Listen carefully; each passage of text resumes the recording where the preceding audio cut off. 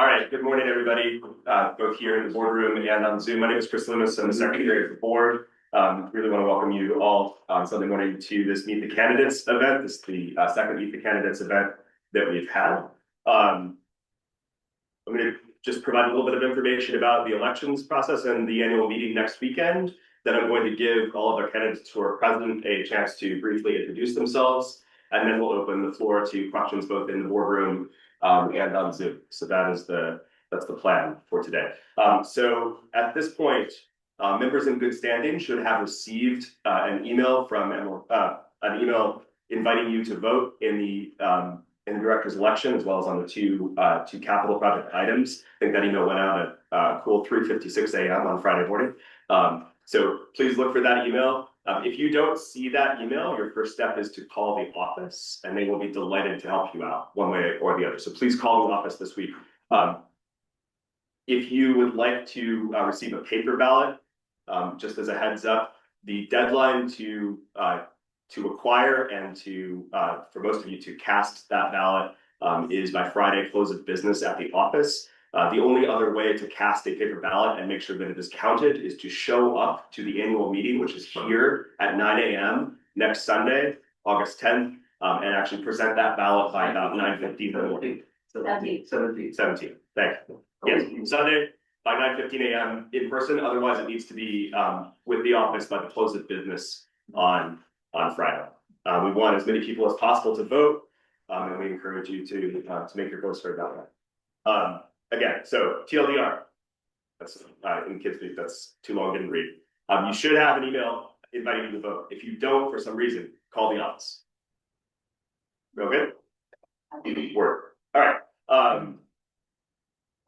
We have 8 candidates for 4 open seats on the Emerald Green Board of Directors. Those candidates are Steve Lotto, Jeff Leventoff, Mark Becker, Celeste Iannuzzi, Sarah Satz, Ken Coder, Patrick Cannell, and Hal Simon, who is not with us today. For those of you who were doing a close reading of the candidate resumes, there was a 9th candidate, Michelle Kenny. She had withdrawn. I'd like to clarify the ballot that you receive is correct. It lists 8 candidates. All 8 candidates on the ballot are in fact running for the board of directors, and you can cast a ballot for up to 4 candidates.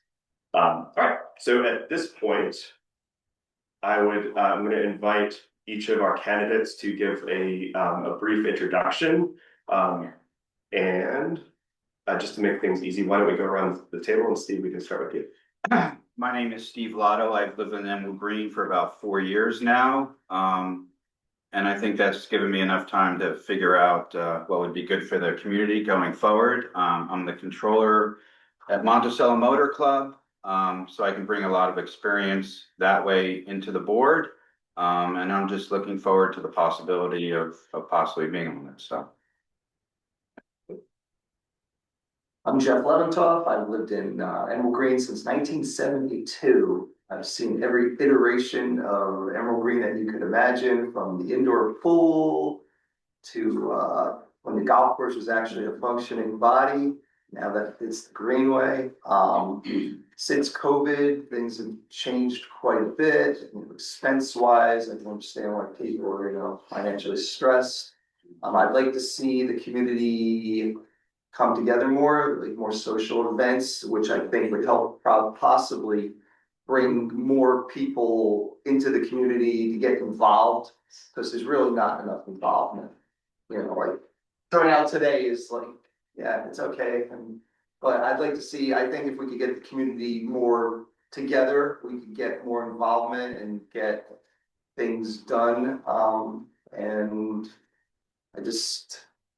I can be of help pretty much in any way. I have plenty of time. I'm retired, and if you need me on a certain committee, I'm glad to help out, give my input. Thank you. Mark Becker. My name is Mark Becker. I live at 21 Piccadilly Circle. I am seeking to be on this board because I want to enhance the quality of people's lives here. I want to advocate for the residents' concerns, and I want to ensure responsible stewardship of our shared resources, especially our lakes. I started my career as a music teacher, then became a special ed teacher. I was a guidance counselor. And for the last 17 years, I was program and data specialist of schools. I have retired, and for the last 10 years, I've been a consultant doing data and programming specialists for numerous schools that needed my help. I've been living here for 3 years. I've been fishing this lake for 5 years, and this lake is in need of help. It is one of my main concerns. I have been, since the day I came here, I sought to be on the Lakes Committee. Since the day I've been here, I've also been on the Pool Committee.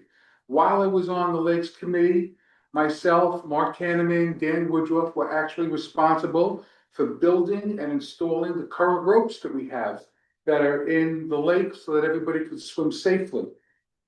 Another thing that we did is I was instrumental in asking that all pontoon owners have insurance on their boats, because God forbid somebody gets hurt or somebody gets into an accident. Just have some people with me. Hello. By asking everybody to have insurance on their boats, it also helped our community save money. Was in touch with Patrick at the time, and it lowered our insurance costs by us having our own insurance on our boat. So I was instrumental in that also. I'm also on the Pool Committee with Joel, and I was also involved in getting us more lounge chairs and getting us those beautiful tables with the umbrellas and enhancing the security that we currently have at the pool. I would like to continue that work on the board. I'm a very big proponent of our lakes, which I like to talk about later, but not in my introduction because I only have 2 minutes. So in close, I'm just asking you for your vote because I believe my skills would be a great asset to the community and to the board, and I am here to serve. Thank you. Celeste. Okay, good morning, everybody. My name is Celeste Iannuzzi. I've lived in Orange County for 35 years, originally from Brooklyn. I moved to Emerald Green 1 year ago. I'm a full-time resident here. I intend to spend the rest of my life here, my golden years, so I want nothing better for this community because it's where I want to be. And I've met the nicest people working here, living here. I work at Orange Coast Bossies for the last 21 years, teaching kids with special needs. I will be retiring this January, so I will be having a lot more time on my hands also to come help with this community. And I'm here to help in anything I can do. Like I said, this is going to be my golden years here too. Thank you. Good morning, everyone. My name is Sarah Satz, and I've lived here in Emerald Green for 10.5 years of the 14 years that I lived up here in Sullivan County. I am the district clerk and executive assistant to the superintendent in the Fallsburg Central School District, right bordering us here. I live here with my husband, my daughter, and my dog.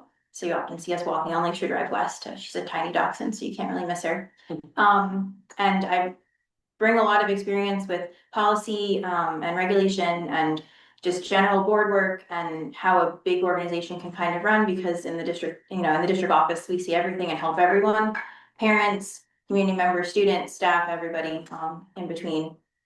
And when I moved here, I have really wonderful neighbors. And the one thing he always said to me is that you're going to really love living here. This is a great place. This is the best corner of Sullivan County you're going to find, but you got to get involved. And one of the best ways to get involved is to join the board. So that's one of the major reasons why I'm here, because I want to help and I want to be part of it and continue to be part of this community because it's been wonderful. And I've just met really great people and it's been great. So thank you. Yeah, I just wrote something here real quick. My name is Ken Coder. I'm a CPA with 45 years of experience, specializing in the area of real estate accounting, auditing, including auditing co-ops and HOAs, taxation. I've had a proven leadership as a managing partner of an accounting firm and have been a past advisor to several HOA boards and committees. And I've been a resident of Emerald Green for 5 years. Thanks. Good morning, everybody. I'm Patrick Cannell. I know most of you from the past several years is currently serving on the Emerald Green board, where I serve as the president of the board. My wife, Dawn, who's here with me, we've lived in Emerald Green almost 4 years. And I have served on a number of government and private boards for over 15 years. I'm also currently president of an HOA or condo association in the city. And the reason I'm running for reelection is to complete a number of projects that we've undertaken over the last few years and to finish some unfinished business, if you will. So forward to your vote. Great. And as I mentioned, we have 7 candidates here with us today. There's an 8th candidate, Hal Simon, who is not with us today, but does appear on the ballot and is running for election. Okay. At this point, I am about to open the floor to member questions. We'll take questions from people both in the boardroom and with us on Zoom. In both cases, either raise your hand or use the raise hand function, and I'll recognize you. For folks who are in the boardroom with us and wish to ask questions, I kindly ask that you come close to the table and just speak loudly and clearly so that the owl can pick up your voice, and so that folks online can hear that quickly. And I'd also just does anybody think it's insanely hot in here? Yes. yeah. Thank you. And as Patrick does our climate control, I would just also kindly ask that members who are asking questions come directly to your question. Our purpose today is to highlight and amplify the voices of our candidates so that our members can understand our candidates' experience and their vision for Emerald Green.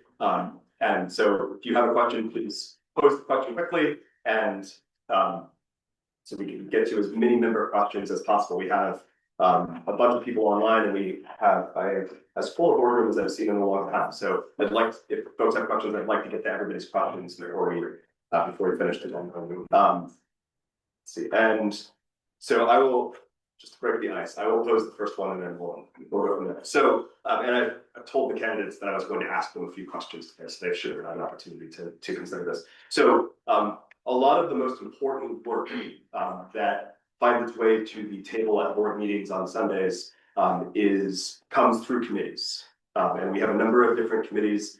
We have bylaws, we have HR, we have budget, we have a Lakes committee that's very active, we have a pool committee, and we have an oversight committee, and I'm probably forgetting an investment. And so I'd like to just ask the candidates to reflect on which and those committees are reconsidered every single year, so they're have a committee that would like to see what we don't currently have. That's also something to think about. So I'd like to hear the candidates reflect on which committees they might see themselves on, and which committees they might wish to take on a leadership role. We can go in a particular order. Go from Ben. I am currently a member, my name is Mark Becker again, in case we all forgot. I am currently a member of the Lakes Committee.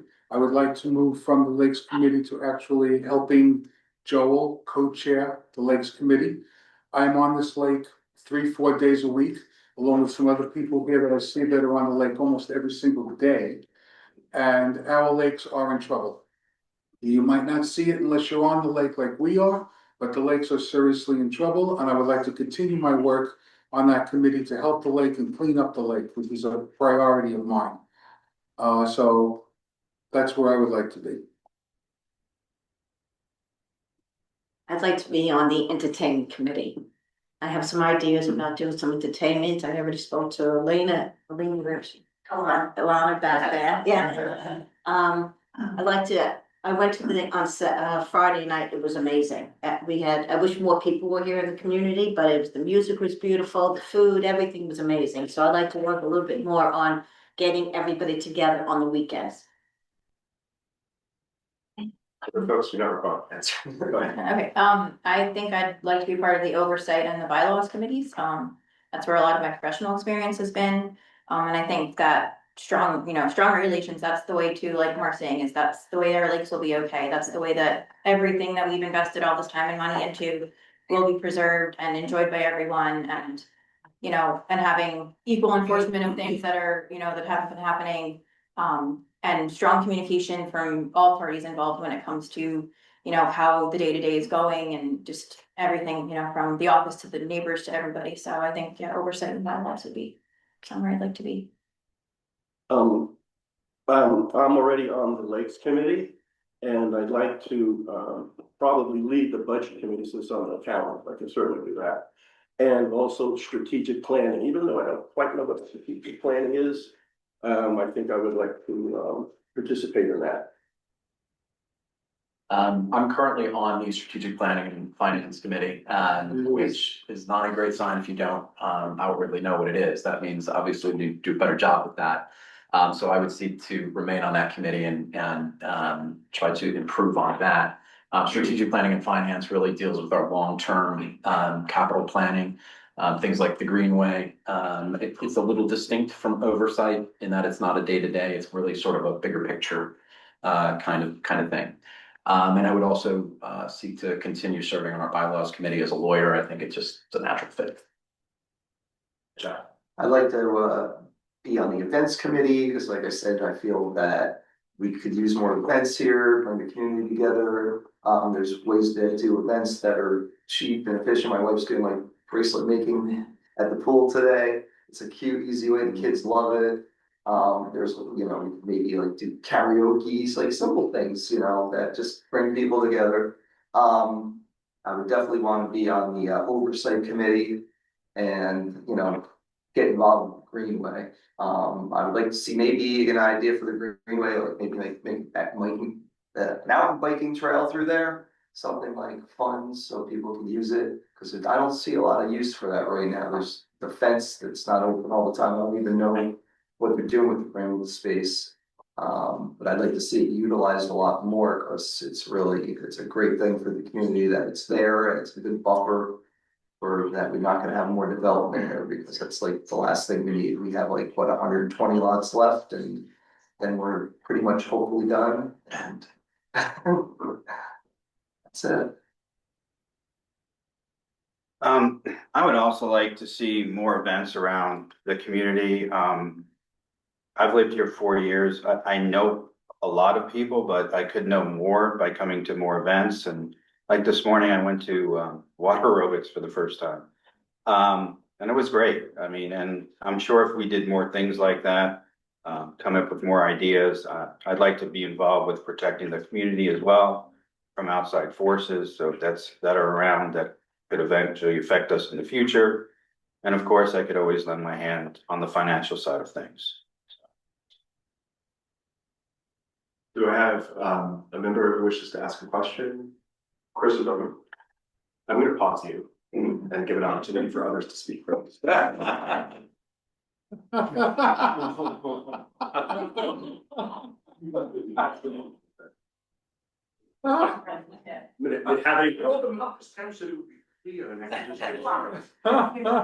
other members who wish to ask a question?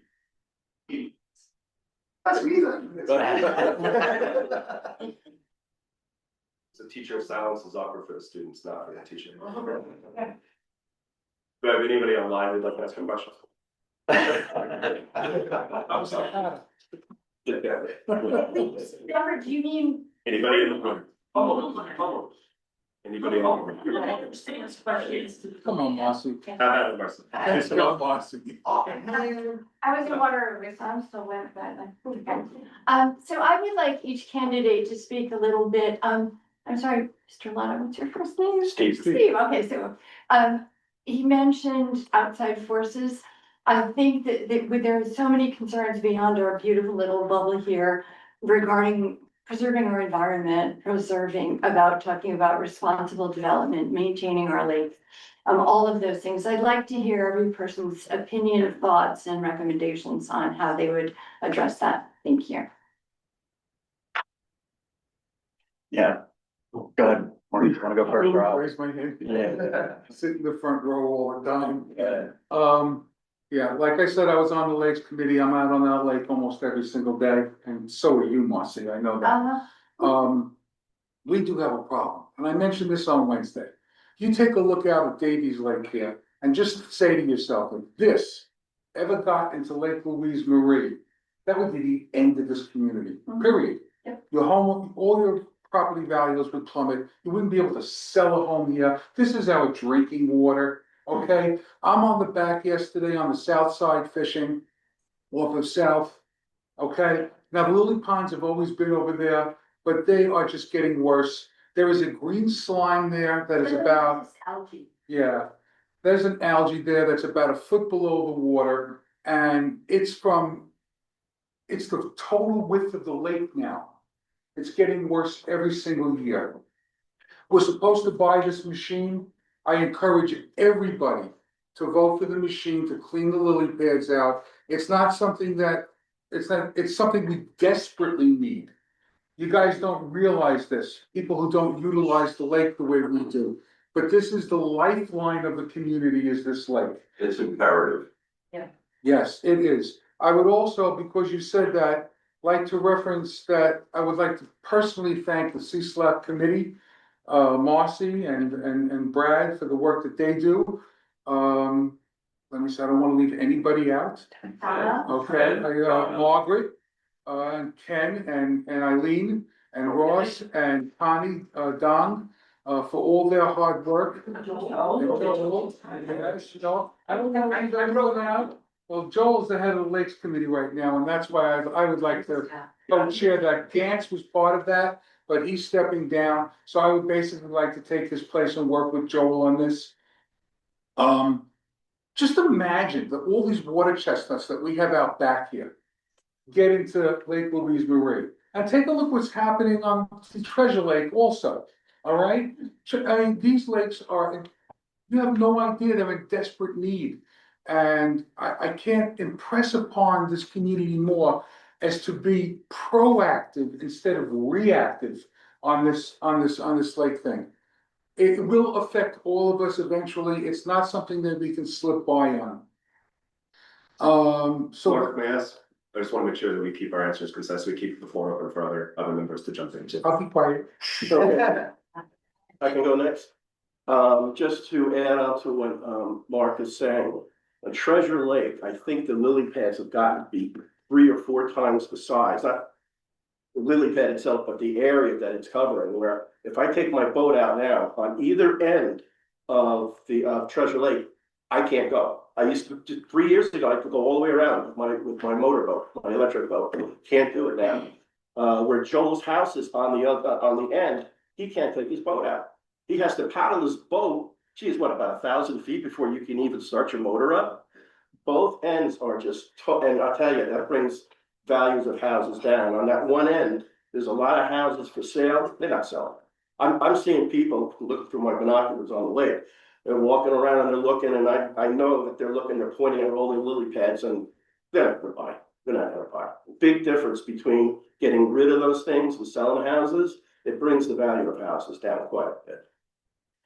So if I can just, sorry. Go ahead. Just adding to what, I echo everything that Mark and Ken have said about the physical protection of the lake, of the lakes.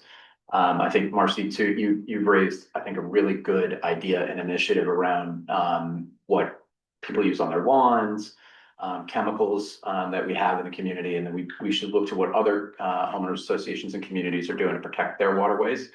And I think that is a fantastic idea, and can't wait to see that come through the Lakes Committee.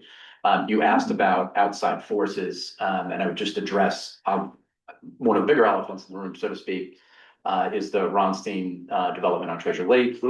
Our board has taken a strong position in opposition to it. I saw many of you, obviously, at the last Town of Thompson planning board meeting, and I'm really genuinely mean this, just so proud of my neighbors and all of you who spoke up.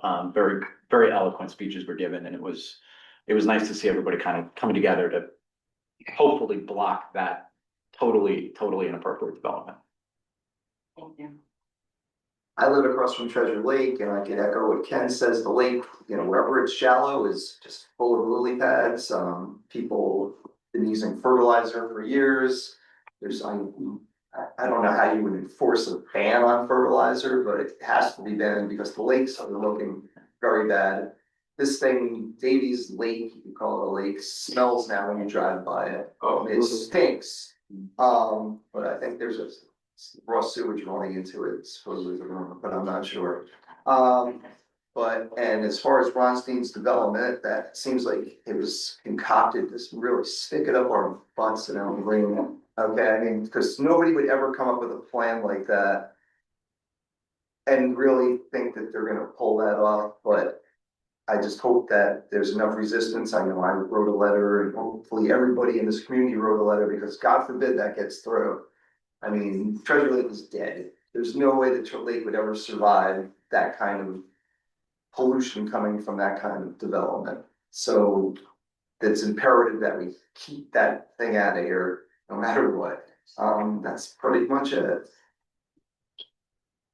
When I first looked at the property up here, it was around 3 years ago, driving past Treasure Lake, it was like, oh my God, this is so beautiful. I can't believe how much that's changed since I've been looking for property here.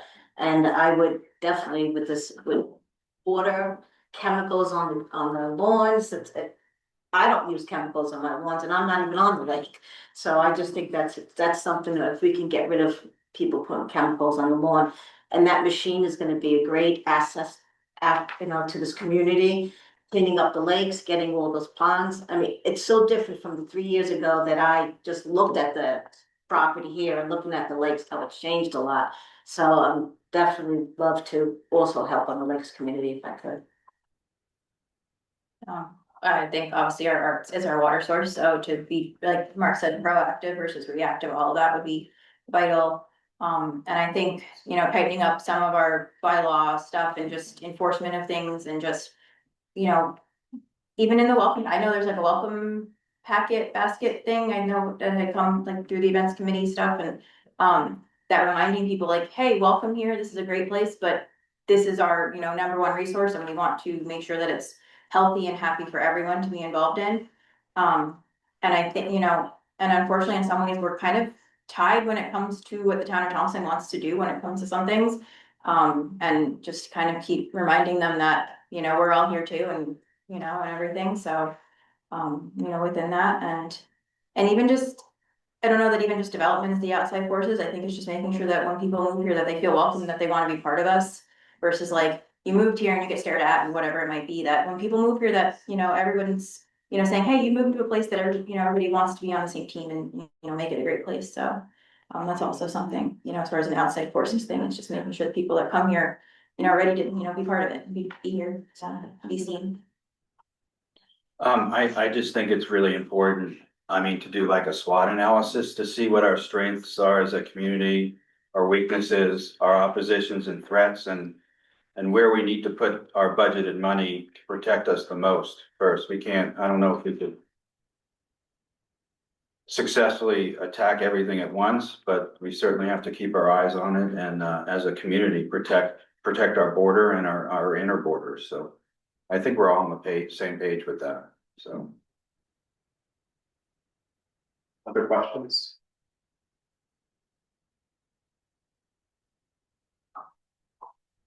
You get one. I get one now. Follow the part A and part B, that's where you sneak it in like a politician. Jose De Jesus over from 78 Club Lane. First, I just want to say, thank you for all those who have served on the board up to right now. And I want to really say thank you and God bless for those who are seeking re-election and election onto this board. All right. So again, really, thank you. But the first question, because I was given one question by my teacher. All right. So I wrote it this time. It would be specific, guys. The Greenway is one of our Emerald Green's most valued natural spaces. Many of us believe it should remain a peaceful natural area with no motorized vehicles of any kind, including ATVs, motorcycles, or electric bikes. Now and for all future generations. As an HOA board member, will you commit to protecting it permanently as a motor vehicle free natural area? Yes. Yes. Yes. Yes, I think it's Definitely. and I would like to add, even if jet skis become electric. That's right. Yeah, jet skis, anything going over 5-7 miles an hour, we don't. Yeah, that's why it was all electric. Yeah, even electric, there has to be a speed limit and, someone's gonna get killed out there. Actually, the board voted on that. We already. did, yeah, we adopted the speed limit exactly because Yes. the e-foils that were becoming kind of a thing, and there was one or two, I think, that we seen out there, wrong, whatever, I gotta get my hands around this. Yes, absolutely, 1000% yes on the green. I snowshoe there in the winter and I hike there in the summer, and I want it to remain that way, so yeah. Done, great, thank you. Jose, that was too easy, man. You have a hard question. When teaching visit to me, thank you. Well done, Joe. Proud. Other questions? Yes, I just have a quick question. can you come up, please, just so the folks can hear you? Thank you. I'm sorry, I'm Loretta DeWarty.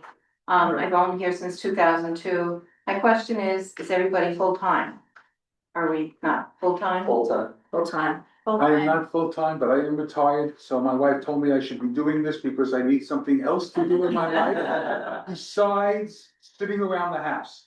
And I am on so many committees right now, just to show you my dedication.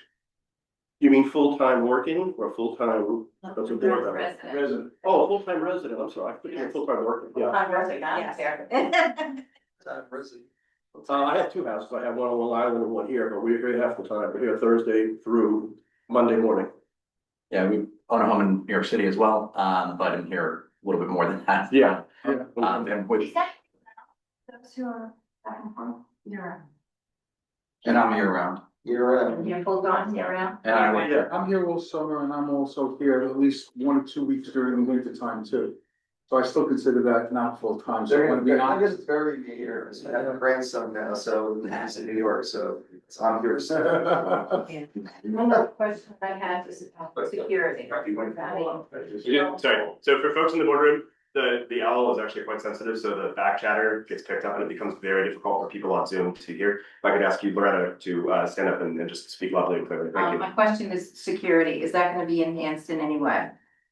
You mentioned about ATVs. There's plenty of that going on here. I'm not the only one who has seen it. What type of security in general are you talking? Well, is there any enforcement for stuff like that? yeah, I mean, we Is there we have security? rules and obviously, ATVs on the golf course are a big problem. I would suspect that the second, one is out there. Our friend over there is calling, Nick on a cell phone and or the sheriff's office.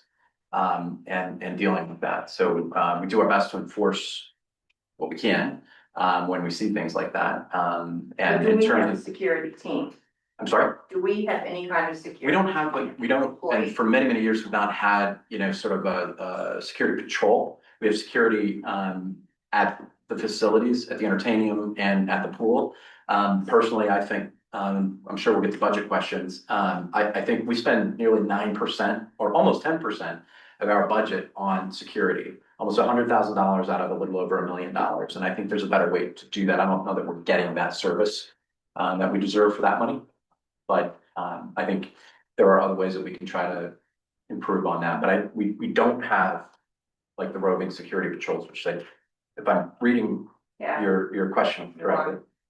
Well, I know we have a lot of speeding in Yes. this development, and that's one of the things I really wanna work on. I wanna go to the town and find out how to maybe change the speeding signs in the area, maybe put more signs up, maybe put those little bumps in the road. But I walk the road with my grandchildren a lot, and that really scares me, the way that people are just speeding by my house. These I'm are, over there saying, slow down, it's yeah, like, these are residents that. these are residents that live We here had someone that come are to doing the it. bike on Old Sackett last night, we were having a party by the road in an Infinity SUV, I would say probably 70 miles an hour. So I would suggest to the candidates that our job is not simply to identify problems, but also to develop solutions for those problems. And so these are all valid concerns. I guess I would just to focus the question, do candidates have ideas for how you might accomplish resolving some of those problems that you've identified? Well, I know that, I have a friend, Mark Cannon, that lives right across the street from the pool. And we see the ATVs flying through there and even speeding cars when you have all these kids going into the pool by the parking lot over there. And unfortunately, we don't own the roads. So one of the things that we had spoken about, all of us that are here, I'm not saying this is my idea, okay? We had spoken about, even I've heard over the board, is we need to get together as a community and petition the town of Thompson to get a speed bump if they'll allow it, because we can't do anything about that. But we can petition to put up signs. We talked about putting up our own signs, you know, to please slow down. But actual signs, and the sheriff should come down here and tell them what's going on, and maybe they'll put a patrol if we all get together and make a petition large enough that we complain. But they don't, you know, it's a public road, so we have to work as a community together to get the town of Thompson to help us fix that problem.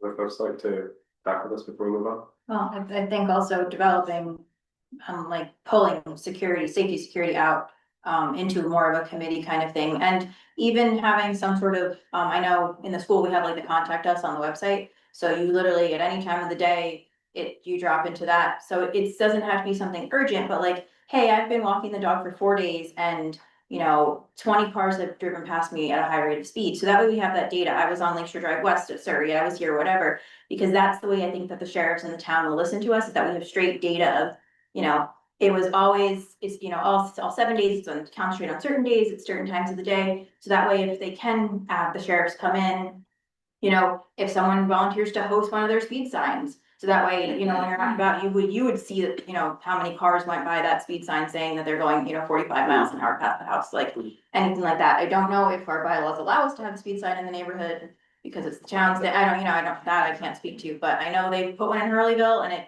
maybe sort of helped, but now that it's a summer, nothing helps. But I know for a long while I had hoped that someone was hosting that sign right at the corner of Main Street and Powell Farm Road. And you really kind of saw people be like, oh, it's 30 miles an hour on Main Street. I should probably, slow down a little bit. There's driveways, there's people, everyone here. Yeah, there's one in Worksboro too, and I do the same thing. It goes from 55 to 30 right away. But there's a speed, the sign there, and obviously I'm going 45, 50, it's saying, it's blinking, should slow down to 30. So, they do work. And I don't know that we'll get speed humps because they'll reference the plows and Yeah, the holes in the road. we've been everyone. speed bump, removable ones, the whole thing before, and it has to do with the snow plowing, and we've gone through this. It would be great if we had them. About the only thing we could do is maybe speak to the sheriff's patrol, see if they could set up a perimeter, but at different varied times, and nail some people to give them tickets and points, and don't let them fleet it down to parking on pavement, and maybe they'll slow down. I mean, people just have no consideration. You're walking, and you're walking against traffic, or what you're supposed to, and they still don't yield enough to you. They try, you're like, you should remember with your tongue. That's like, do people have any common sense? But these are people that live here, which is kind of scary. I don't know what the law is, but maybe a speed camera by the pool. If enough people get a ticket, they'll slow down. Yeah, I don't know how it's just. I don't know either, but. All right, we're gonna transition. Very specific question from Mark Henneman. What does everybody think about having a community directory with an opt-out if desired? Where does that go? Okay, I'll raise my hand first. Yeah. Actually, I spoke with Mark about that about a week ago. I think it's a great idea, and I think having an opt-out for people who don't want to have it there is fine. But I think having that would all help the community solidify. I agree. I think it'd be a great idea. All for it. Reminds me of the phone book. That's great. Yeah, I have no problem with it. I'm just wondering what the specific use would be. I guess if folks want to organize in some way, then yeah, that's fine. Or even putting people's profession on there, so we could use people locally if we can. We used to have it. It used to be right on the website years ago, everything, the whole directory, but now they changed that.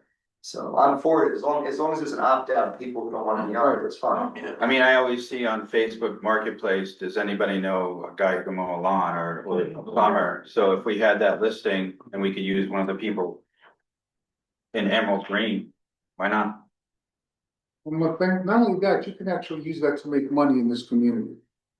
And what I mean by that is, if you put out a booklet to the community and there are shops around the area that would like to, advertise in that booklet, we can use that as a source of income. Putting up that booklet and advertising fees. Great. Again, if you need to have a side conversation, I just ask you to step out, just because it's the owl picks up everything and it becomes extremely difficult to hear. All right, Dan, I see that you have your hand raised on Zoom. I'd invite you to unmute and ask your question. All right, thank you. Can everybody hear me? Yep. So I hear a lot of comment about events, which is great. Just like to hear everybody's thoughts on what type of events that they would like to bring back or bring to the community. And do you feel, the second part to that question is, do you feel that the budget is balanced enough to where you can do that with the current events budget? Well, I was thinking about doing a bingo and getting a bingo machine and try to do something to do with bingo where you don't pay for the cards. So this way it's not costing anybody anything. You could maybe just get a big bingo machine, get some papers, get some sticky things to do bingo, and then maybe just get for a prize, maybe a $25 prize for a bingo winner. Just something that's not expensive, that brings everybody together. I love bingo, and I think it's something that everybody can join and which would be an event which wouldn't be too expensive. I'd like to see, we had it last summer, I think, a comedy night. I'd like to see more live events like that. I don't think our events budget currently is enough to support all the things that everybody wants to do. And so that's one of the areas I would love to see our budget recalibrated. But I think the best events that we have are those two that are driven by community members and organized by community members. So, for example, we had the drumming on the beach a couple of weeks ago. That was spearheaded and led by a community member. Last year's comedy night was organized and spearheaded by a community member. So things like that. I think the hardest part with events is, everyone can have all these ideas, but who's going to organize them? Who's going to do them? Besides along we're doing it all the time, and all the wonderful volunteers who do step up. We just need more people to help out. I had a couple of ideas, No, Coach, you got a nice list. I see your list. we have this big wall. I mean, with a simple projector, we could have like a movie night, serve popcorn, that's like simple and probably not very expensive. Get a karaoke machine, you can do it at the pool or in the entertainium or in the clubhouse. And I remember years ago when we had Western Day barbecue, 4th of July barbecue, which we don't have anymore, budget permitting, like bring some stuff back would be nice. And even if some events are like really, if something's like really nice, with RSVPs, and if people have to pay a certain per head if they want to. If people are into that, we could like take a vote and see if people would be into that, because the average price of houses in Emerald Green has gone to $400,000 now. I'm sure there's, even though maybe some people would want to A potluck, potluck, simple things. that doesn't cost anybody any money. Yeah.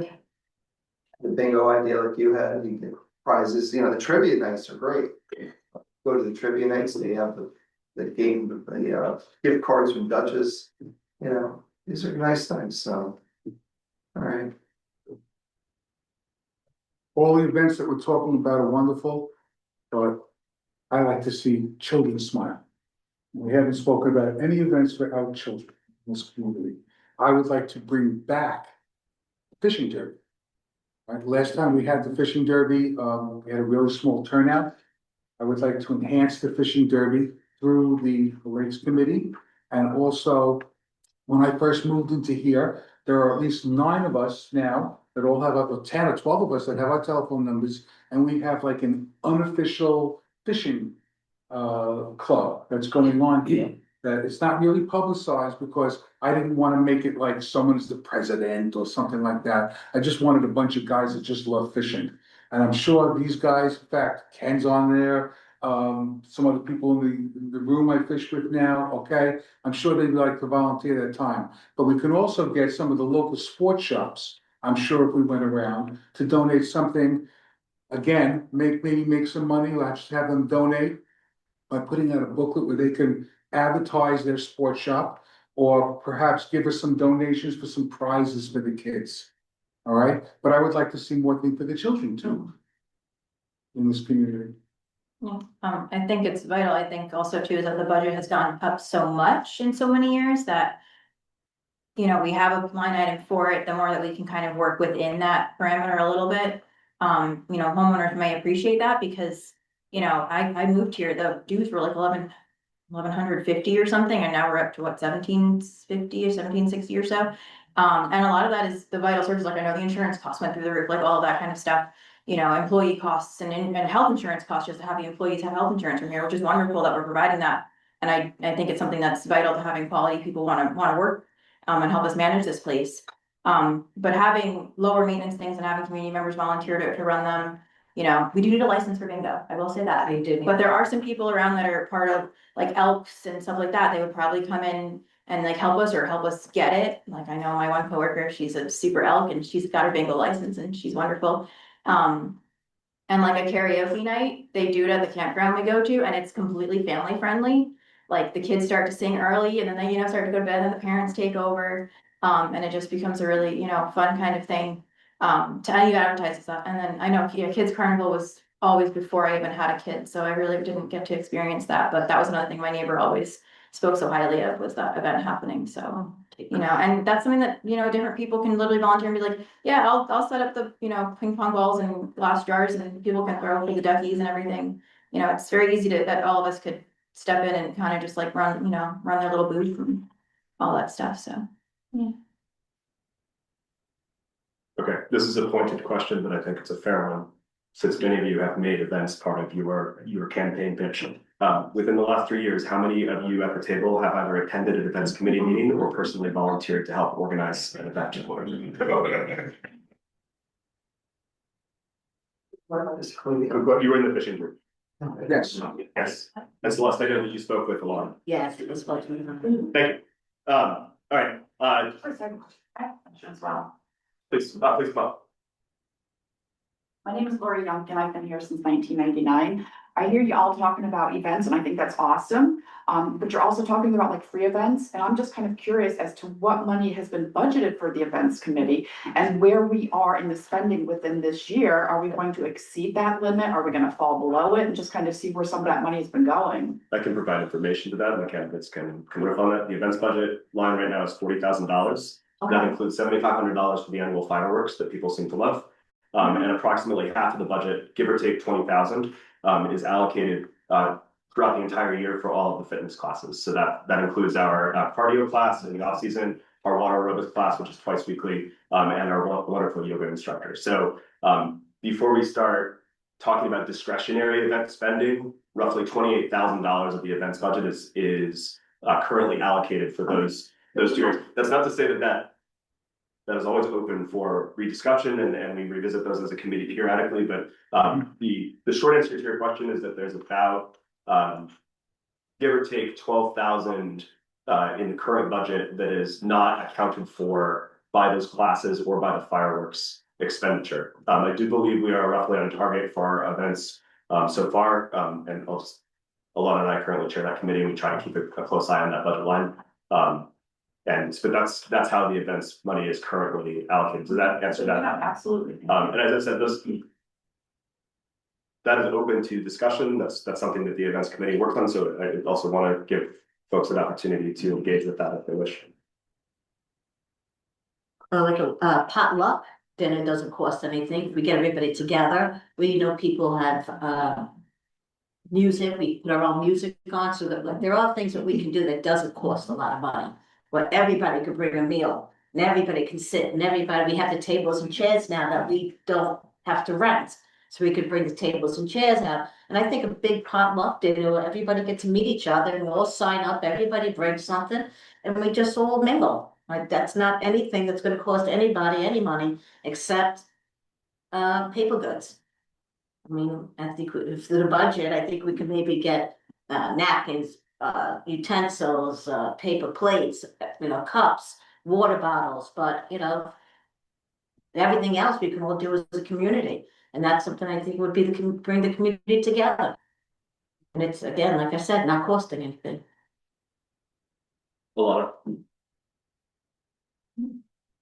Thank you, everybody, for volunteering today. Just speaking to the potluck, there was one scheduled. The office is putting it on. It's on September 13th on a Saturday with musical guests as well. Budget planning begins right after the election. It's something that you'll jump right into. I'm curious, what's your impression of the current budget and how is that going to shape your approach to future increases? Go ahead. Well, I'm not involved.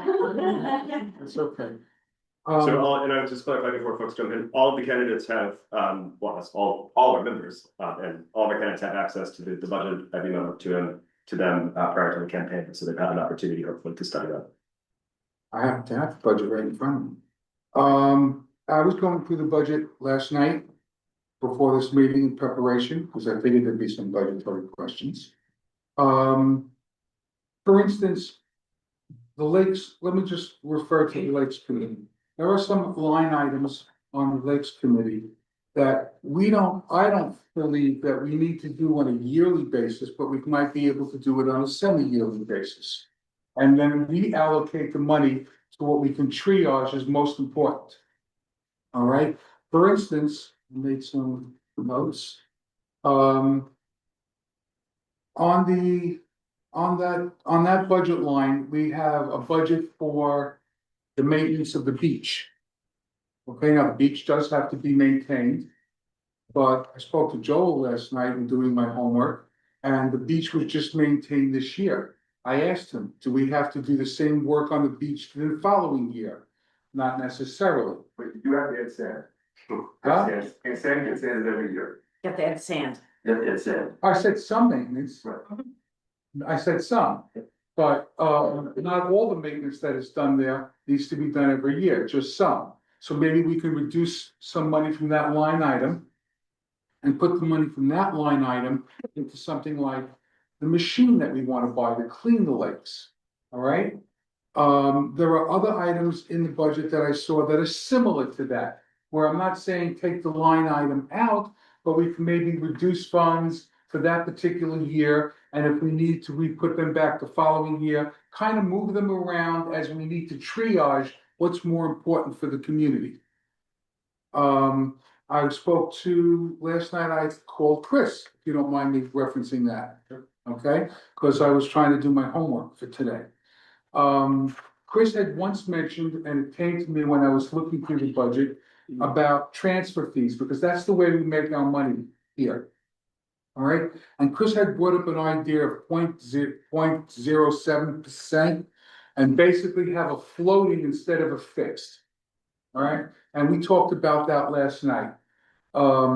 Whether everyone is in agreement or not in agreement, that's why it hasn't passed yet. I believe that this should be brought back to the table, because I think this is another way for this community to make money. Whether it's in the form of the budget of the proposal that I read last night, or it turns out to be in a different form, I think the general idea is good, that if you buy a $200,000 house and you pay $1,700 for your transfer fee, and you buy $1 million home here and pay $1,700 for your transfer fee, I think that's kind of not equitable because of the way the housing market here has boomed, the way it's boomed. So I think this is another big thing that we should revisit, if the board didn't agree on it the way it was in its entirety, but it's something I think we should revisit in order to increase our funds. And of course, I am all for trying to be creative rather than increase the HOA fees. Okay, I understand the HOA fees and everything in life goes up. And I ask you all, from the bottom of my heart to yours, we all want more, and we don't want to pay for it. I mean, can anyone disagree with that? We all want more. We want more things in this community, but nobody wants to open up their pockets. So we have to be creative, like the things that Chris had brought to the board that didn't pass yet.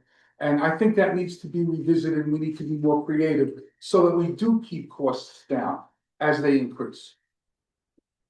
Other folks? Yeah, I'll just say, Lana, my approach obviously is that, first and foremost, we have our treasurer and folks on the budget committee who do a really wonderful job getting the budget up and running when we do start our first draft of it. There's not a lot in our budget that's very flexible. So, my approach is to look at those things that are like the security line item. I think there are ways that we can work within that line item, maybe the grounds and maintenance of the buildings, and collapse a few things and try to get more service for our dollars. So that's my approach to that. I totally agree. Mark, about the transfer and construction fee. I think pegging it to sales price is, I supported that proposal when it first came up. Obviously, it didn't have enough support, and that's why it never really got beyond the committee stage, but I'm glad to hear that you would revisit that. That's, I mean, let's call it what it is. It's a flip tax, right? And it's there, it's not going away, we all pay it or eventually pay it. And if it's going to be there, I think it's gotta be fair and be pegged to the market value of the house, of the transaction, and that's really one of the best ways we're gonna improve and increase our capital funding.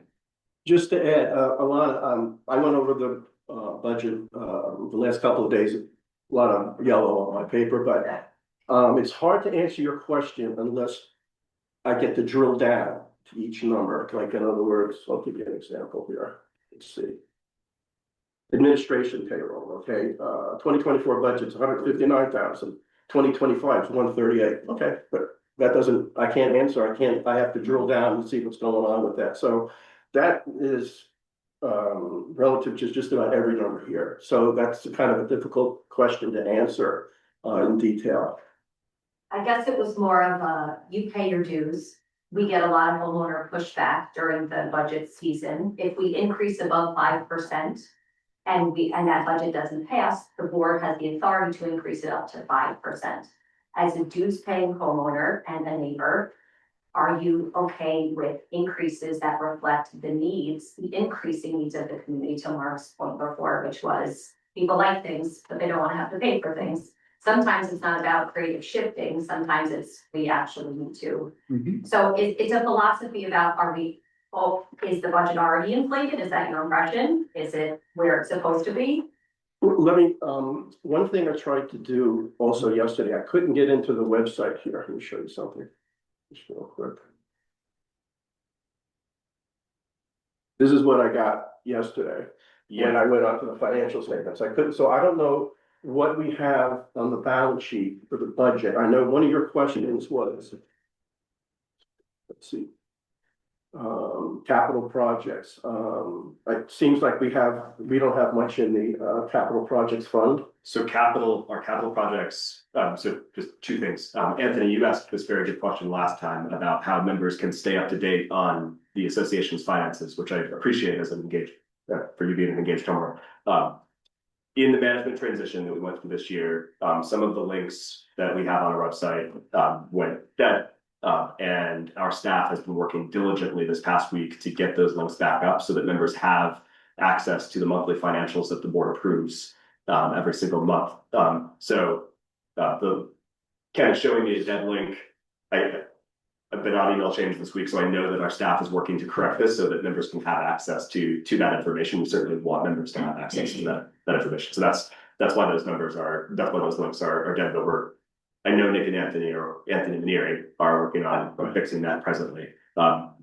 Ken's Alana's asking about operating funds, and you're raising the question of capital projects. There are almost $0 in the operating budget for any kind of capital expenditures. So capital projects, almost all funding for capital projects has to come from the transfer of construction fee, which Mark and Patrick and others. And what's the balance in there? That's something I put. I think we're a little over, Joe, correct me if I'm wrong, a little over 200,000 in the capital reserve, and about 175-ish on transfer and construction. Okay, I didn't mean to. But we also have, one of the things we've been doing over the last 3 years, and I've been making this push, is we had an unbelievably large accounts receivable. That's right. An AR of almost $1 million when we came in. Most of that was in fines and violations.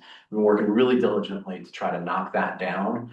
And we've been successful in that. And obviously we have the 90 North Emerald Green saga, that puts some funds in our coffers.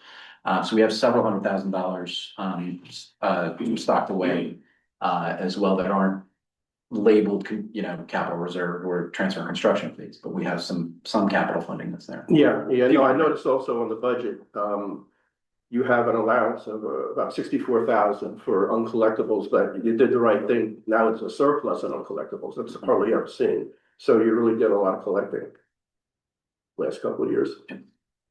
Oh, I haven't been able to tag in on Alana's question, but I think, well, yes, it feels like the budget has gone on, but we some of that was really out of our control when it comes to how much things cost. I mean, the cost of chlorine, the cost of everything has just gone up, but I think it's even vital in this budget season is that, you know, I don't know if everybody saw this article in the Democrat, but NICEAG's doing another increase. The average bill will probably get an extra $33. I know my bill had an extra $150 on it this month, just in delivery charges. So I think it's just the budget season, I think one will be an even harder one because we'll really the board will have to be really mindful of, you know, what can we put out there as far as an increase, or can we work within the means of what we have right now for another couple of years just to see where the world goes, because I don't know that it's gonna get any easier for everyone and what things cost. And even, you know, yeah, we'll have about $12,000 to play with, you know, as far as just to pin on the events budget or whatever it might be.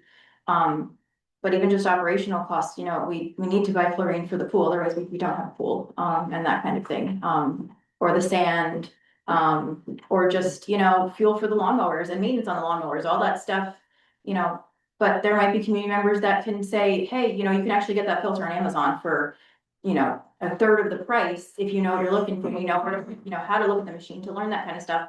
And I think that's kind of also sometimes too, is that people haven't been asked what skills they have in the community to kind of help people more.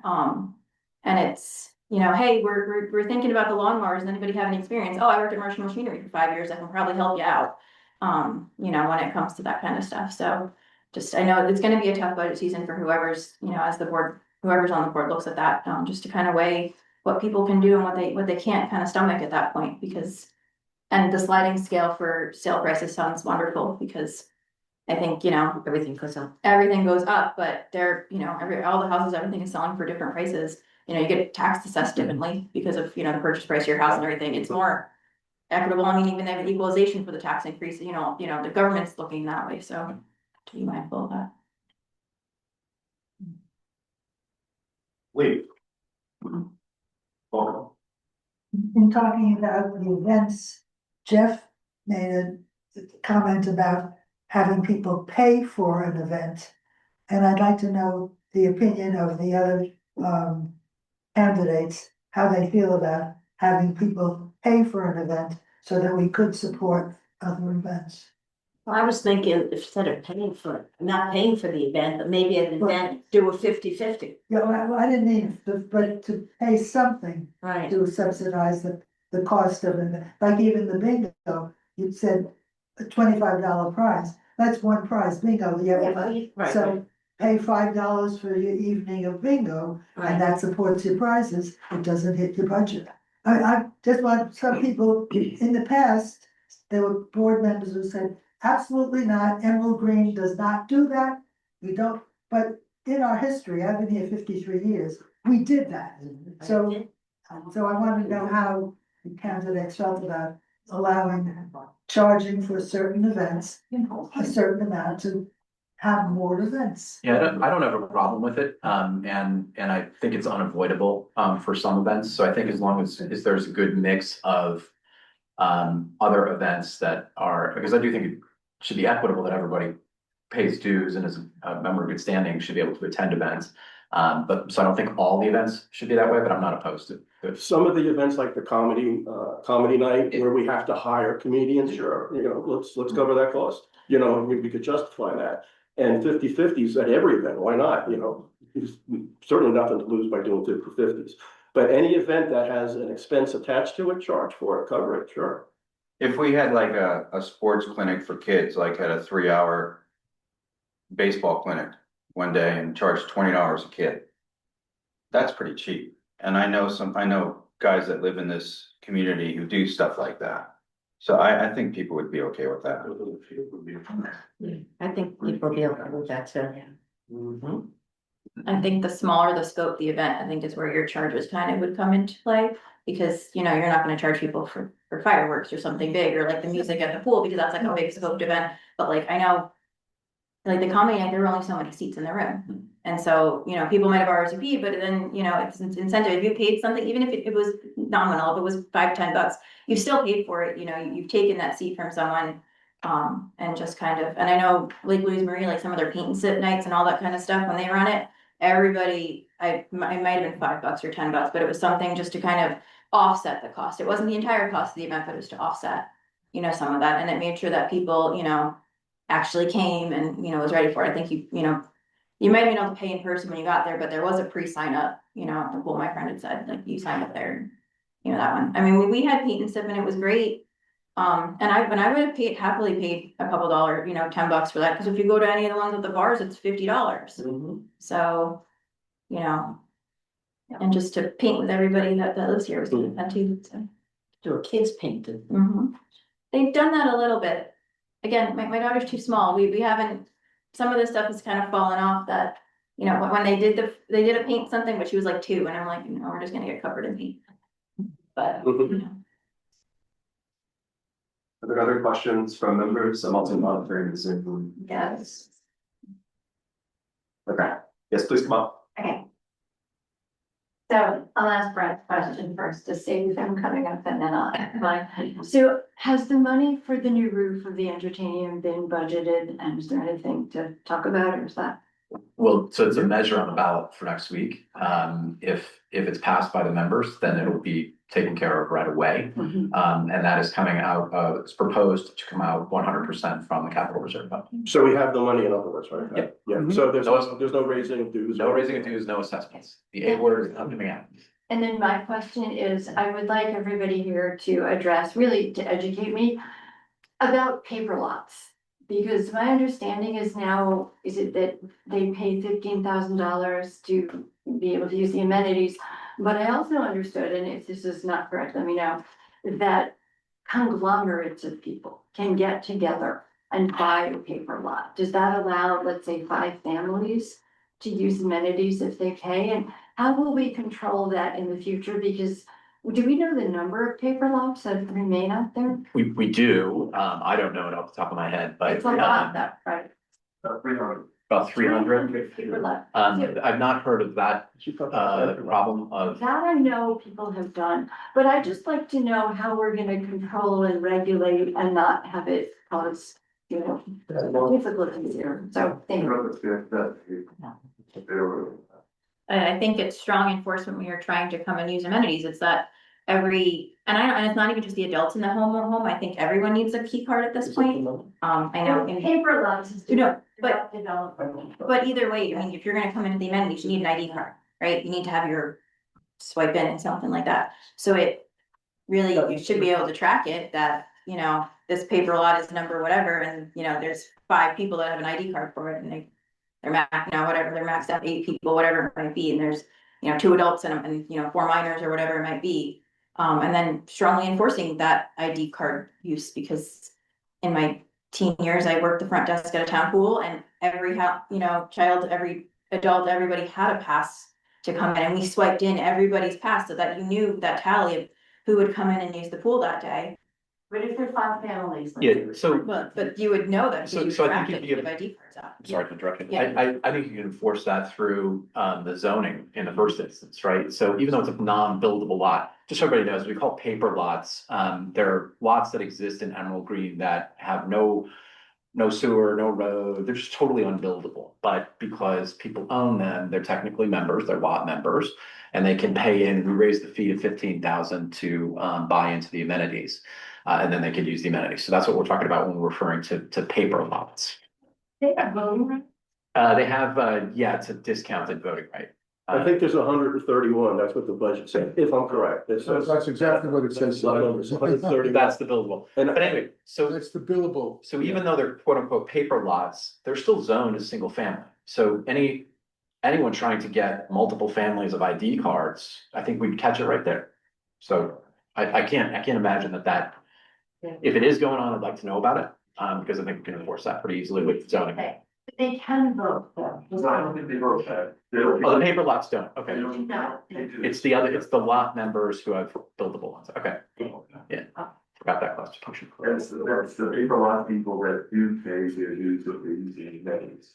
They get direct votes. So they can vote. If they pay, Okay. if they're in that 15,000, if you own the lot. Yeah. For umpteen years, and you decide to, hey, we're not going to charge you 15, but if you take that lot and you sell it over to John, and then have John comes in, he wants to use the amenities, it'd be a 15,000 charge. Okay.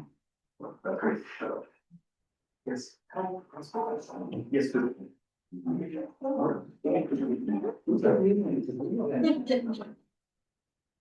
Hi, everybody, I'm Marcy Cotler. I feel nervous speaking, but thank you for all volunteering and for the board members who do the hard work. The word just came up, zoning, so that's where I'm going. And to me, once the town of Thompson starts giving variances, the paper lots, I didn't know, so now I learned something today, were zoned for one-family houses, and that's how this whole development was built. So if the town of Thompson is gonna change variances, that we could build townhouses, 2-story, 3-story, hundreds of houses, extra pools, very close to our community, which it is in, because it's Treasure Lake is our community. I think some people, if you live, let's say, on the far side, you don't even think about, not everyone thinks about Treasure Lake all the time. So my question to all the candidates is, in regards to zoning and, the planning board of Thompson, have you ever attended when there's something on the docket that really is gonna inflict on us? I've had a house here since 2018. There's been 2 big developments that have been brought to the county board. They go on for many days, weeks, months. I've attended many of them. Have you ever attended a planning board meeting? Do you plan to attend the next one in August where it's still open for questions and community speaking for the Public comment. public comment? You plan on that one? And your views on overdevelopment I'd like to and variance. go first if I can. Go ahead. Have been. It was a pleasure, as I mentioned earlier, to see so many of our neighbors speaking out. And Marcy, I'm not joking when I say I thought your speech at the last planning board meeting was really, really well done. My wife was back there, can verify. I came home and I said, I really like to cut and paste that thing because it was really good. And you focused on, I thought, a practical thing for the board to think about, which was go back to the plan where it was single family housing, not this completely overdeveloped monstrosity that's being proposed. So I think your speech was very good. Yes, have been, yes, we'll go in the future. Yes, I'll be there in August representing ETPOA, assuming I'm reelected. And my wife and I have been on Zoom. I think usually they're on Wednesdays. We're never there on Wednesdays, but we've also attended the Lake Alliance Thank you. at Dutchess and contributed too also. Yeah. Okay, We're all happy. right, okay, so that's my answer. Not, go ahead, sweetie. I've attended some planning board and I follow them on Facebook so I can see what's on the agenda and just kind of keep apprised. I know I met Marcy and Brad there at one of the meetings. And I think just to stay up on it, even if, and just to kind of see what's still happening around here, because it's not just right here with that one development on there, it's wondering what's happening elsewhere in Rock Hill or in the town that just will affect all of us and in Sullivan in general. Just seeing what everybody else's issues are happening. I work in the town of Fallsburg and that's a whole different ball of wax when it comes to their development too. That really kind of affects all of us here, no matter what, so. Yes, I've been to the board meetings, I've been online, my husband and I have gone to them. I'm still waiting to meet Ronstein, because every time I go, he's never at any of the meetings that I went to. Yeah, he's there. Was there? Yeah, my son. Let's clear there and let the candidate speak next. So yes, I've been to some of the meetings and I really don't want any of the big buildings or any of these things that they've been planning on doing. And I'm hoping I don't understand how they could change something when they put something in writing. As an attorney, I don't know, because I'm not an attorney, but how 1 minute they're paying the taxes for this and all of a sudden now they want to change everything. I don't know how that works. And I'd like to learn a little bit more about that, so that's very important to me. I don't want all those condos and everything in this development at all. I've attended the Lake Alliance meetings, contributed, attended all the Zooms for Ronstein, wrote a letter contesting it. We'll follow through continuing to contest it because that has to be killed because it would just be beyond detrimental if that was able to be constructed. Can I just say on that note, I think everybody really needs to send the town a letter but not a cookie cutter letter, because then he's just gonna say, I've already answered these questions. We just flood them with letters. He has to respond to every one of those questions before it can proceed. I think we just need to flood them with letters and emails. So the question on the floor from Marcy is asking candidates to speak to their position and involvement so far on this issue. And I just want to make sure that every candidate has a chance to speak and answer directly to that question. Yeah. I'm totally against it. Having that monstrosity built over at Treasure Lake. I have tried to zoom in. And many times that Zoom doesn't work. It is not, it's been always down. So the one meeting that I did attend, I actually got to link into someone's telephone. I believe it was one of the first or second meeting, someone actually sent out the link on that telephone. And Bronstein's lawyer was there. I know his real name is Bronstein. I know. And there was one woman on the board who is like, you know, your original plan, she said, was for single family homes, and now you're presenting this. And this is not, which is where you came in, we spoke about 2 weeks ago. And there is one woman on the board that's quite aware of that, because she has brought it up. I'm hoping she follows through with that. All right, as far as the August meeting is concerned, I plan to attend, and I plan to be at Dutchess because I got the invitation from the husband. I have not been to any prior meetings. I have to monitor them for my job, but I would certainly attend meetings in the future if elected. Alana asked about the operating budget, and I'm going to return to a question about capital projects. I'd like to ask for each of the candidates, besides the 2 capital expenditures that are on the ballot for members to vote on this week, what is the single most important capital project priority that you believe this community needs to address? Get one. Thanks. Okay, other than the lakes, because we discussed that. I think, well, I have 2, and I mentioned it on Wednesday.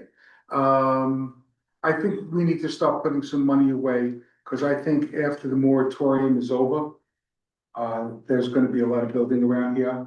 I thought there was 130 building, I was corrected, there's probably more like 50 to 70 open lots. If this happens, we're gonna need another pool. And I think the pool is gonna take the priority over everything else. On a secondary note, I'd like to see a new playground for the kids. What was that? Playground for the children. On a secondary note. And if I could add something, lakes, I think is the most important. Yes. What we gotta do is we gotta look. Budgets usually, especially the co-ops and condos, the ones that I've audited, nobody ever wants to contribute to the future. No one that wants to do it, but you have to look. In New Jersey, I know it used to be a law that you had to have an engineering report every 5 to 10 years.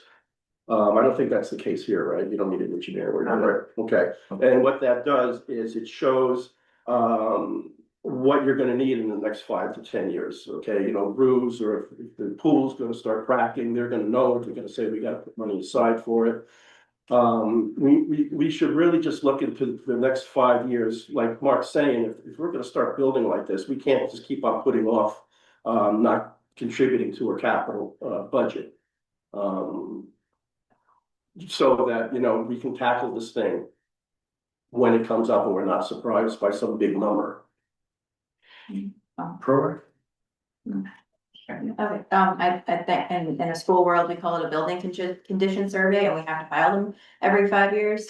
And that's exactly what it does. It shows you where your weak points are. It shows you things that, you know, where if the expiration is coming sooner than later. But I think as far as a capital focus, it would probably be another recreation kind of spot if we do have this many more people coming and wanting to, you know, join us and live here. So if that could be a pool, that could be somewhere else, another swimming area on the lake, whatever it might be, to just kind of help people be able to spread out and enjoy their space here rather than all being crammed in one spot. So.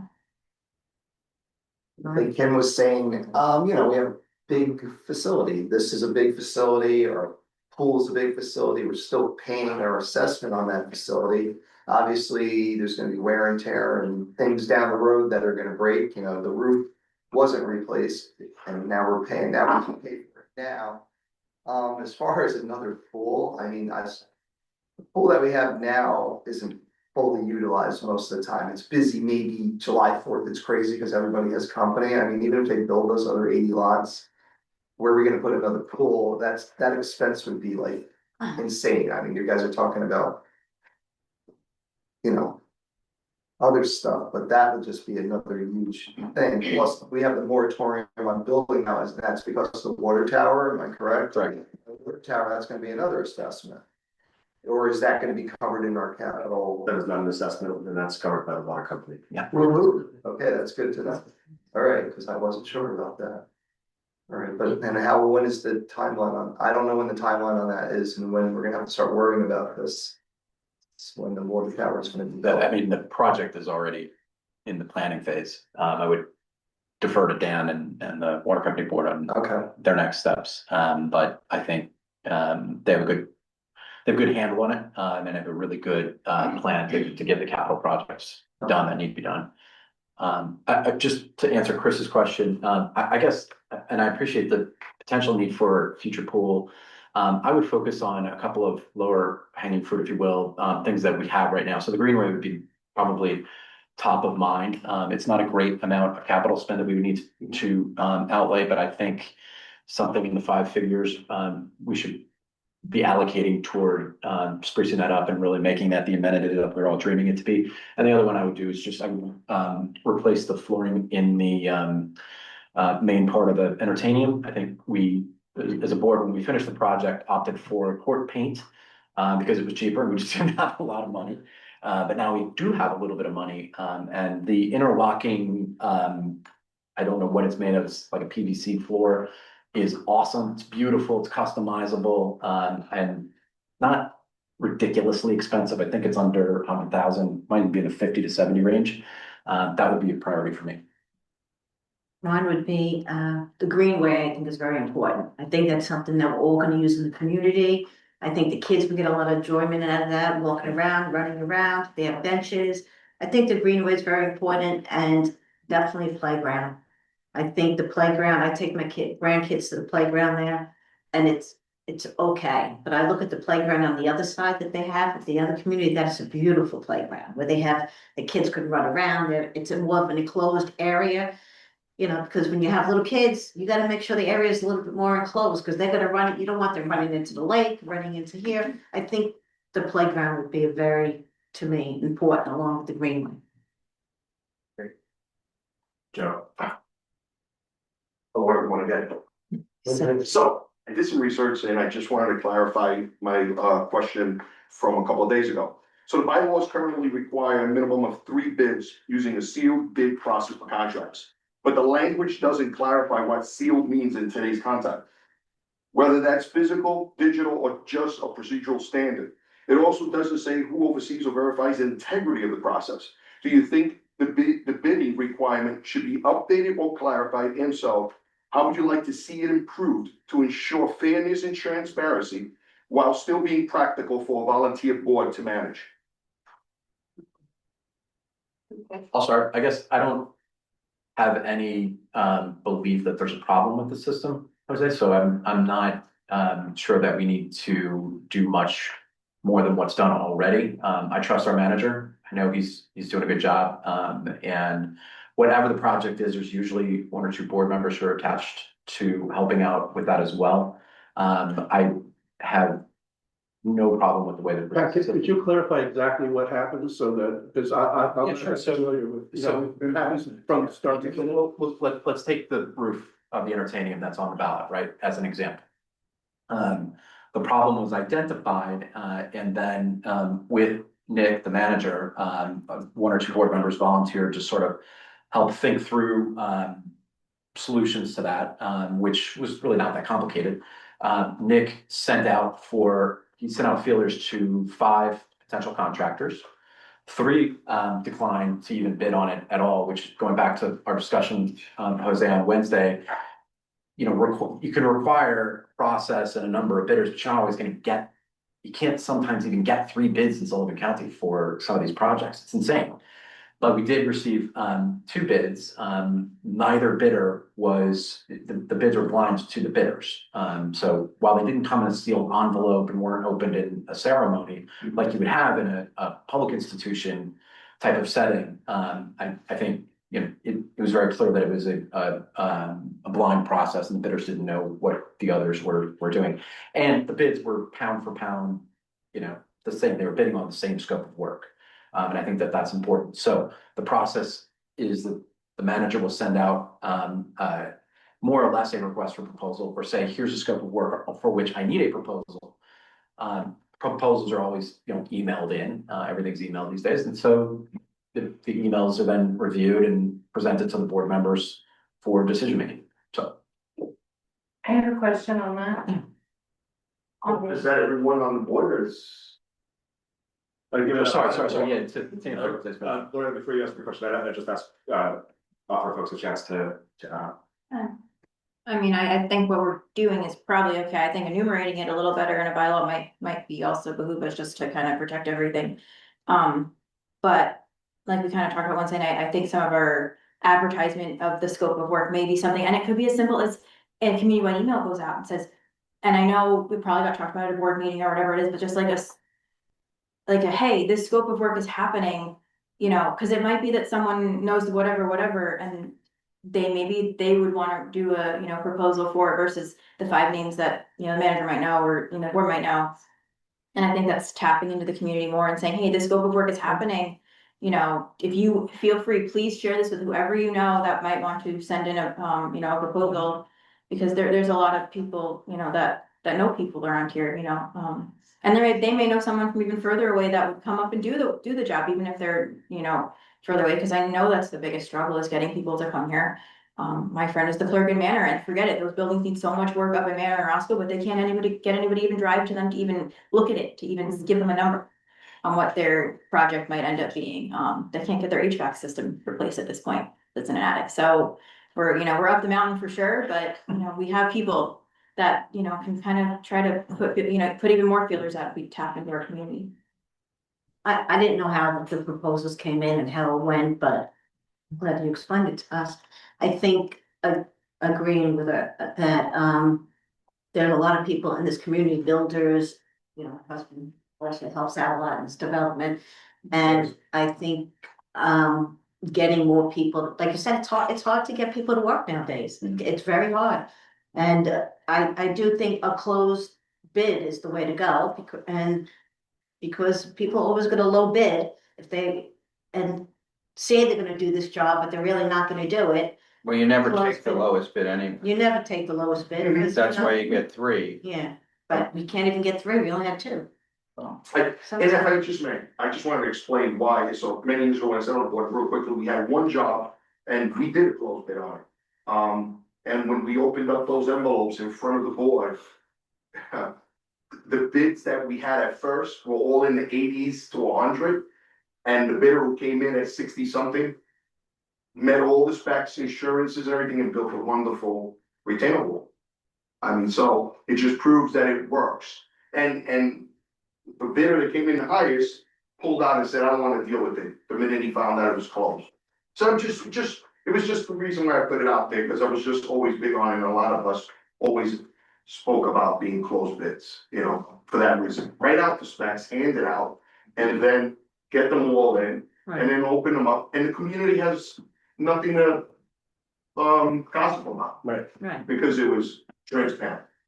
Thank you, Jeff. Right. Laura, you had a follow-up? Did you want to ask her follow-up briefly? I had a question about the bids. Go ahead. I know that there were 2 bids. Can you come up and speak? Yes. My question is, low bid wins, does it always win? I don't think it should. And I also understood, another company that put in a bid, did some work without charging. And yet they didn't get the bid, that wasn't considered.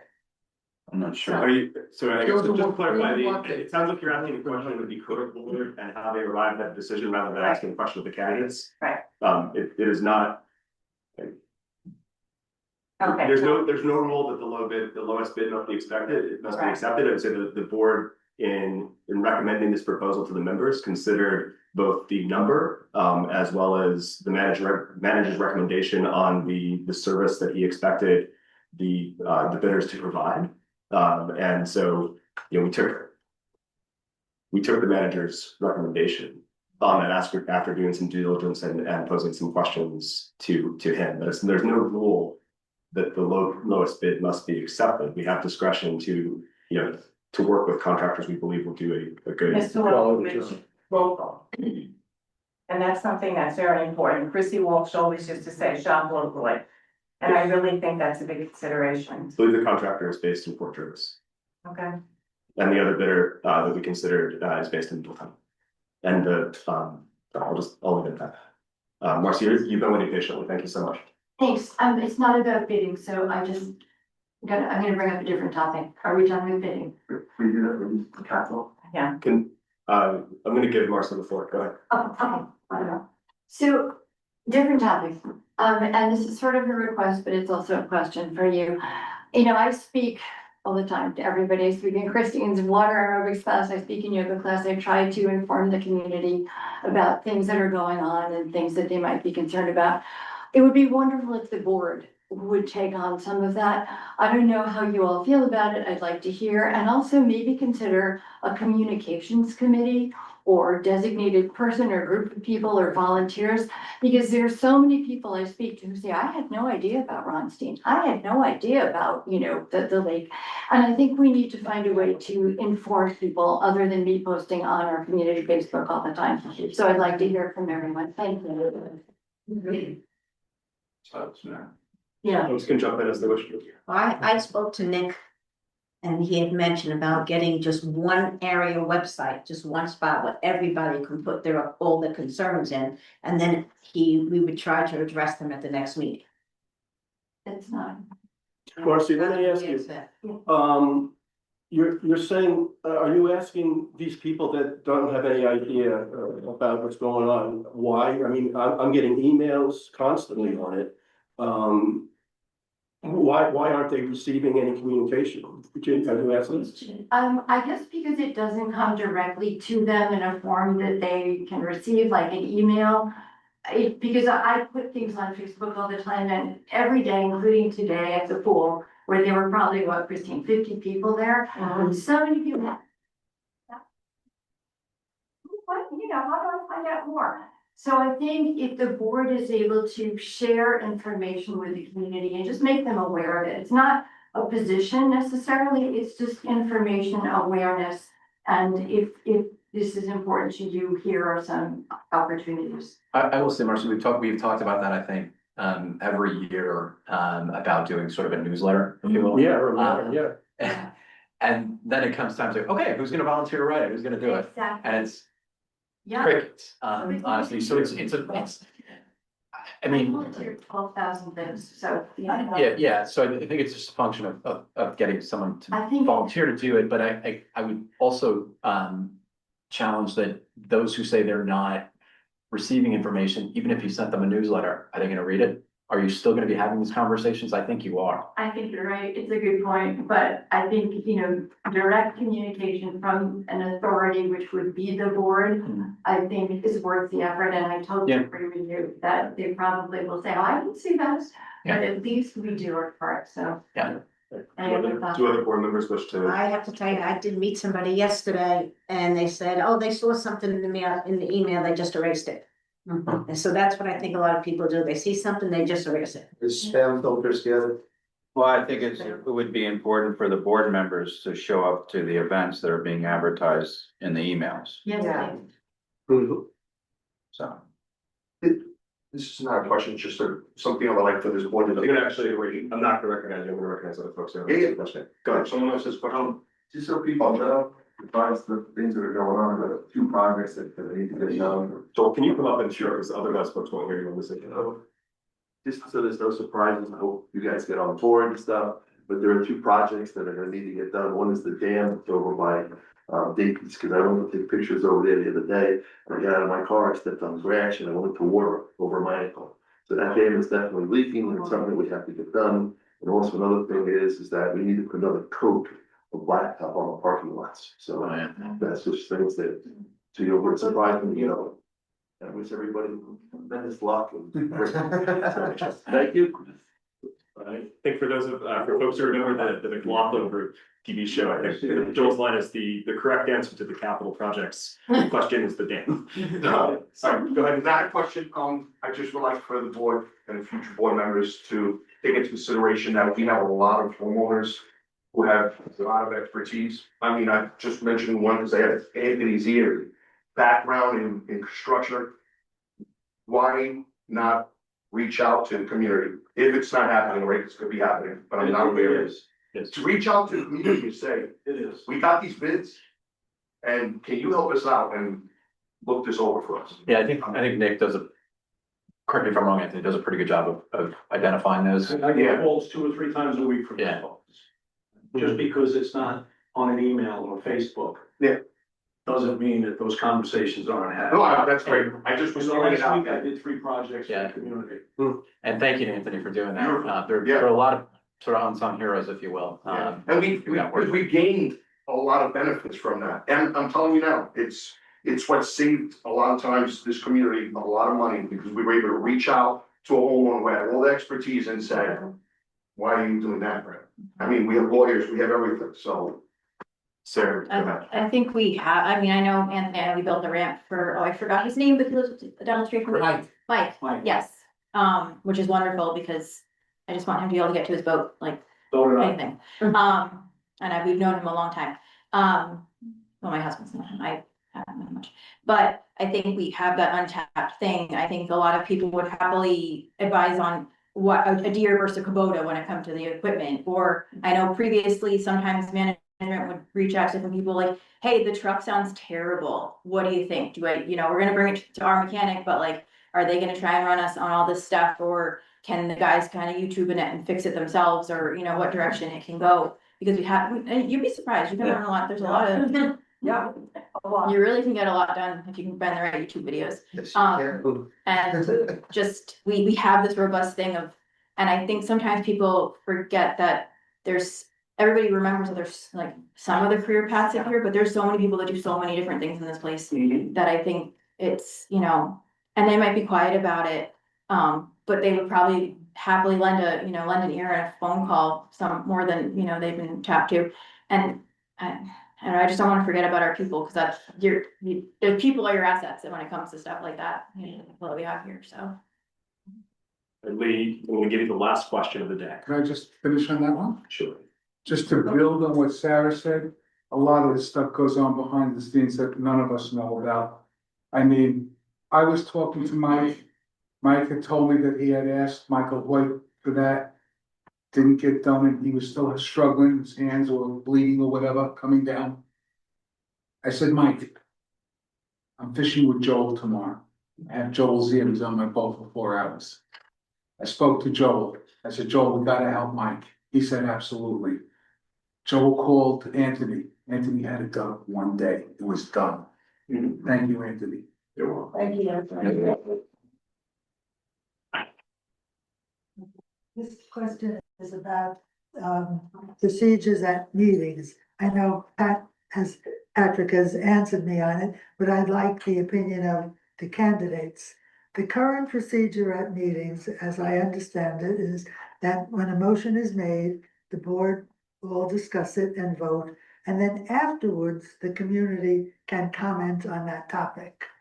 I asked why we can't have our comments before the vote. And the answer was that meetings take too long that way. Am I correct? Yes, that's right. That the meeting would take too long. In my mind, my question later takes the same amount of time. So what is your opinion on changing the procedure and having the public speak before a vote, each candidate? Just to clarify some information, so in the meeting agenda, there is one space for community comment. There has always been one space for community comment in the formal meeting agenda. For a while, that community comment was placed at the end of the meeting after all board businesses was done. During the past year, we switched up the order of that the same one section of community comment to the beginning of the meeting once we get the meeting. Lee, as I understand your position or advocacy that you would like to see community comment attached to every single voting motion that the board addresses. Is that Yes, fair? because I feel after I hear your discussion of the motion, not just the wording of the motion, which I get in advance on the agenda, but after all the board members discuss it, I don't pretend to be smarter than anyone else, but I may have thought of something that you brought up as a chief. Maybe this should be, and I would want to throw that in before you vote. Very good point, Dave. Yes, please. Go for it. What else? I don't know, but the last meeting that we had, I was the one who stood up and asked for that. And then I saw you online and you said to me, the gentleman that just stood up, I was that gentleman. So I agree with you 1,000%. I become a member of the board here. Not all the board members agree with one another. I spoke out and I said to Patrick, I just want you to know, and I sat down quietly and I said, just want to let you know, I disagree with that. And that's what it's about. We're all adults here and we're gonna agree and we're gonna disagree. That doesn't mean we all can't work together. But I agree with you. That is my position. I agree with you also. I think you learn a lot more when you listen. So you're listening to everything that's going on, and then you have a question to that, and that's where I learn. So I agree with you 100%. I feel that when you're in the middle of a topic and you're talking about something, you listen to everybody's opinion, and then you'll throw something in that will maybe change our opinion in a certain way, you know, so I do agree that I think you should be able to communicate more at that meeting. I'm gonna diverge a little bit. I'm not sure it would be feasible to have a comment period after every action item. I think, you know, you elect the board to be stewards of this community. You elect them to make decisions on everyone's behalf, so that comment period is at the beginning, so that, you know, you've seen the agenda, you know what's happening.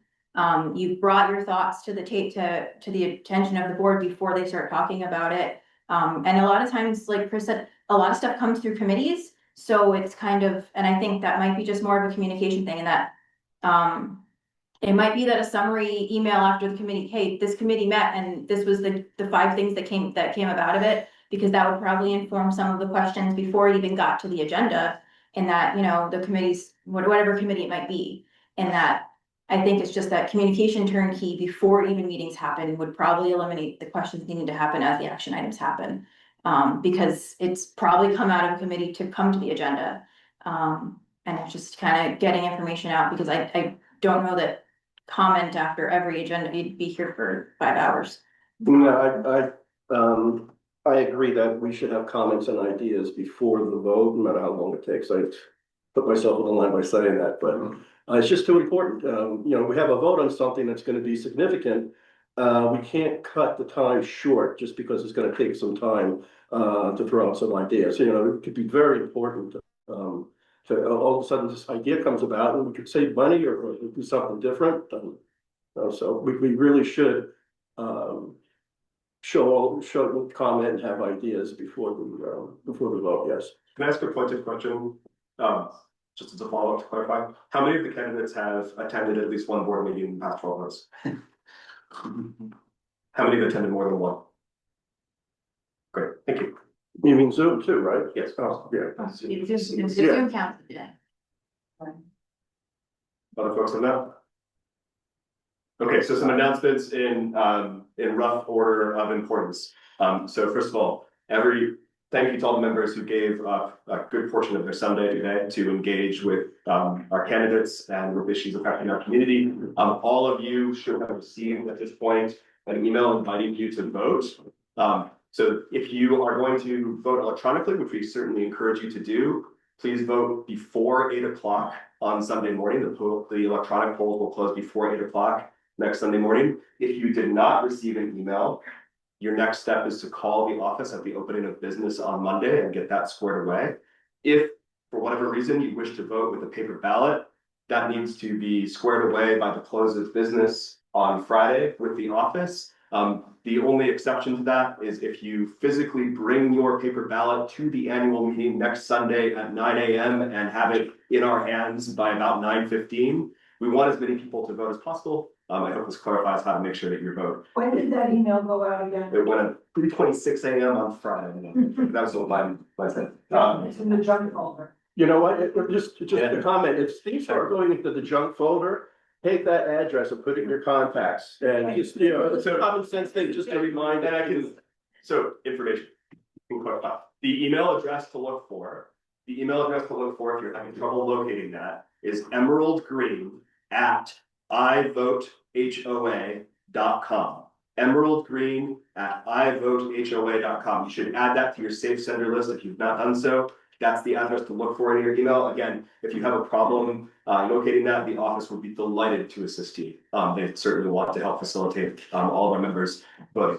And then the last piece is thank you to all of our candidates for all the time and effort they've put into answering your questions today and for being brave and running for the board. Thank you so much. Thank you.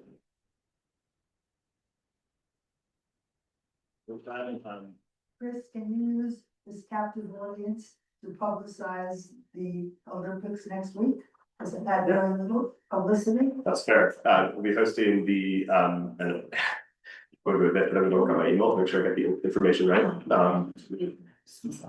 So in the category of looking at the time, just give me a moment.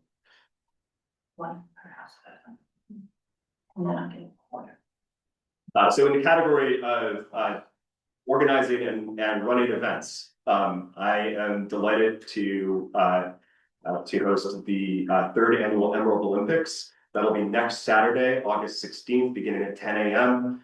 There was an email that went out, since we're on the subject of emails, the email that went out on Tuesday in the afternoon, on Tuesday, August 5th, that included a link for you to sign up with a team. So that'll begin again on Saturday, August 16th, 10 a.m. We'll meet in the Entertainium. There will be a number of increasingly ridiculous and absurd challenges for teams to compete in.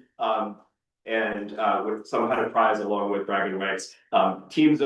We specifically designed these events so that they are at least one event this event is designed for all ages. So this is designed to be welcoming to families with children and everybody else. There's a sign up link there. I believe that the office will send out a reminder on Monday with that link again. Thank you, Lee, for the plug, and I hope to see many of you there for the Olympics and to crown a champion on Saturday. We should be finished in the afternoon. So this is a with a look. All right. With that, thank you so much. Thanks, everybody.